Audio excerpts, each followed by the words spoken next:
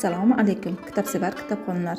Ohangaron shahar axborot kutubxona markazi sizlarga rus yozuvchisi Fyodor Dostoyevskiyning Hayotiy hikmatlar va tanbehlar nomli kitobini o'qishni tavsiya etadi.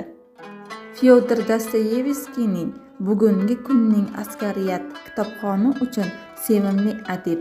O'quvchilarining yoshiga chegara yo'q.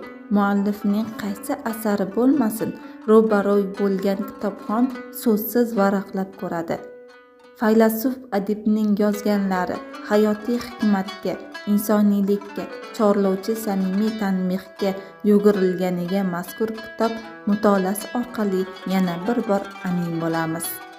Ushbu kitob yozuvchining o'zbek tiliga o'girilgan asarlari haqidagi ma'lumotlar, tarjimonlar borasidagi fikrlar hamda asarlardan olingan purhikmat iboralar mazmunan chuqur istiqsoliy tanbehlardan tarkib topgan.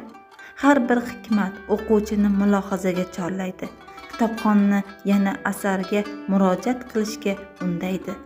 Shu bilan birga Dostoyevskiy bilan hamfikr bo'lishga, uni dunyoqarashdan ta'sirlanishga sabab bo'ladi.